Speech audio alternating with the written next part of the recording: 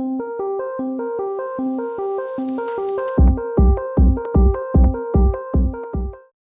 been said a lot that India is the next China when it comes to tall building development, and I think that there's probably a lot to unpack there, and with such a broad statement about two huge cultures, there's no way that that's right in a literal sense. But when it comes to being a frontier for tall building development and urbanism, a place where things are going to change dramatically as they have been for some time to come. There's a lot to consider. And what do you think, what do you make of that statement that India is the next China when it comes to tall building design and development? Well, I agree with one part, that as far as tall buildings are concerned, it will be similar to China or this. So that's one piece of it. Second, India and China are similar, they are dissimilar.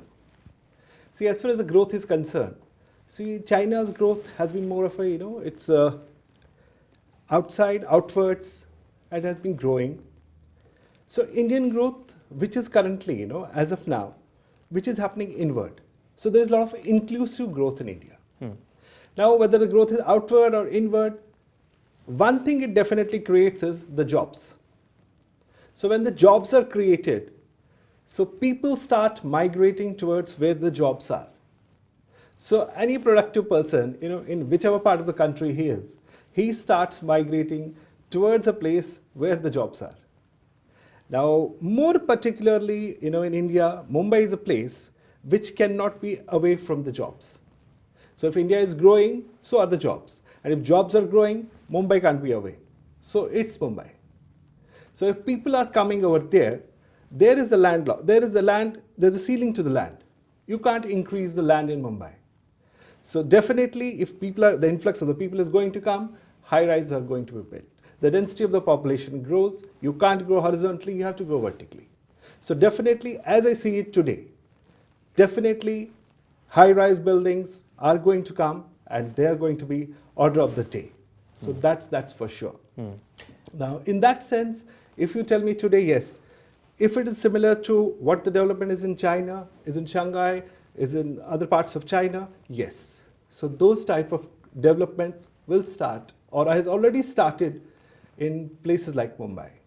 Mumbai, New Delhi. Mumbai, New Delhi. There are other growth centers in the country where actually the growth has started.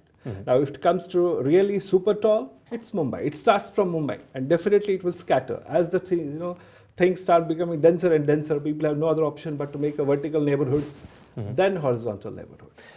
Now, India's seen explosive economic growth, just as China has for some time. It certainly has the demand for housing, for office space, but definitely has not developed tall buildings to nearly the extent that China has. Why is that? See, if you see predominantly two things. One, it's about the economic growth of the people.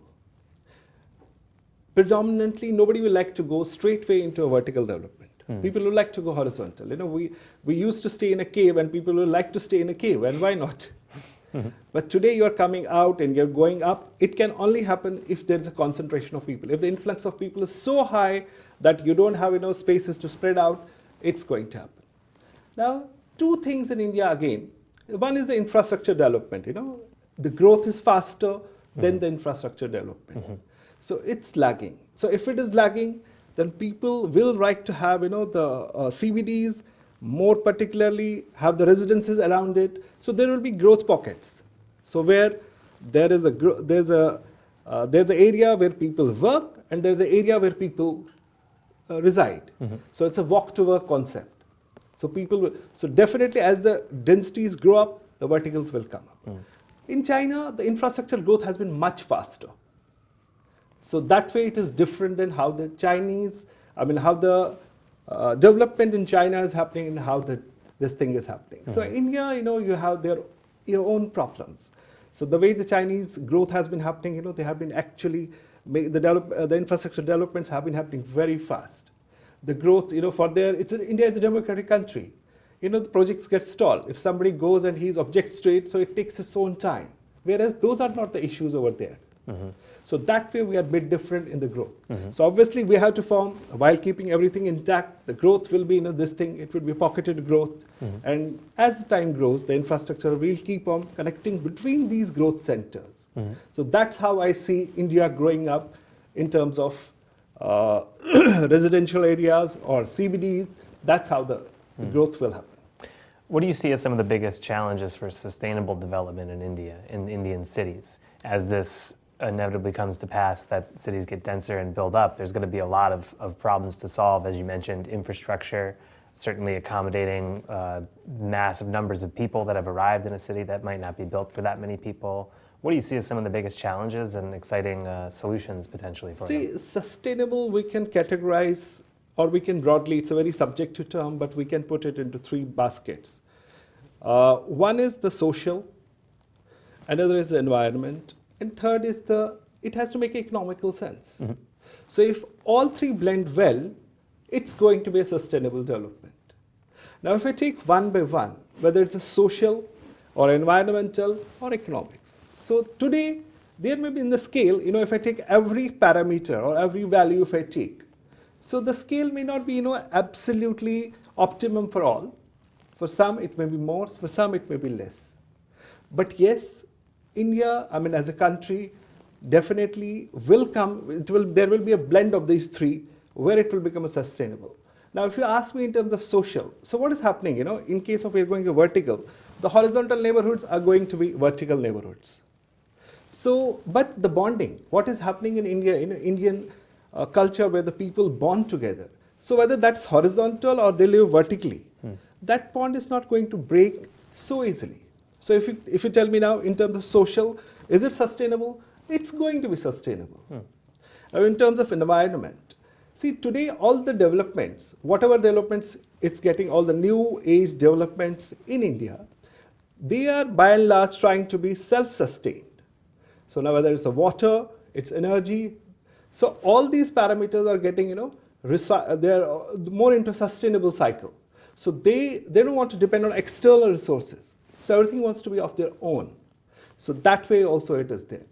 Now the third parameter, as I said, is economic. It has to make economical sense. So obviously nobody is going to go build a project if the economics is not viable.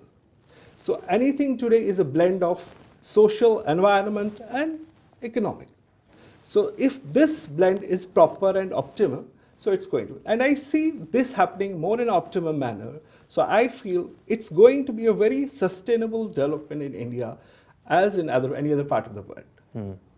Are there lessons from traditional Indian architecture, traditional Indian cities that you think should be kept in mind while Indian cities develop in the 21st century? Well, if we take, as I said, it's my very favorite example, caveman. Caveman also gave us something to learn. The paintings they used to do on the walls, we do it today also, but maybe in some other form, maybe in a more structured manner.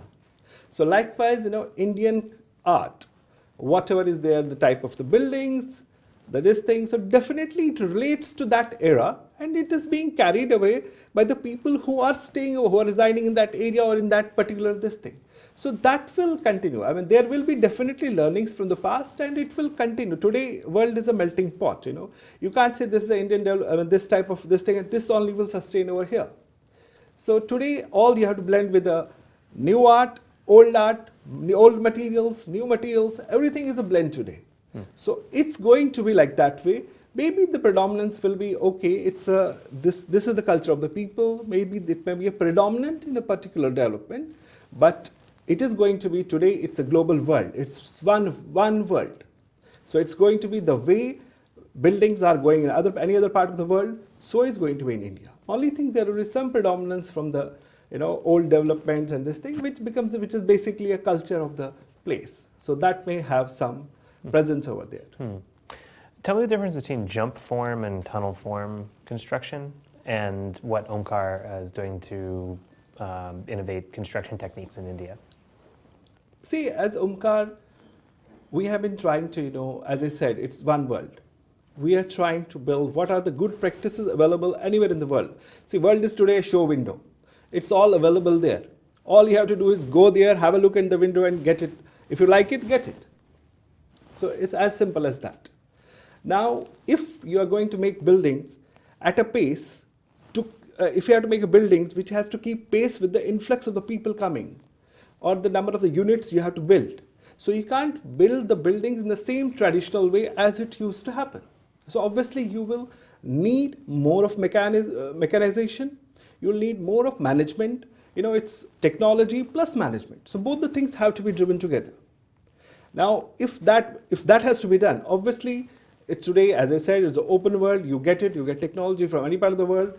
The management is available. So that's how the blend of the two has happened. Now, more specific to what you're saying, jump form and tunnel form. Now, this is like, horses for courses. So the use of jump form is different, and the use of tunnel form is going to be different. Now, if I am going to make buildings, which I don't want to spend time on, making the internal partitions, making this. I do it in a flat as vertical, all the elements together, and I do it much faster. So I go for units which are more, repetitive in nature for a tunnel form, where I have to go linearly high. Maybe perhaps we go for a jump form or we go for a self form. I mean, so there is a horses for courses. You can't have the same type of, technology or a shuttering system for the same, there can't be answer yes to all the, similar solution to all the Sure. same It's not one or the other. developments.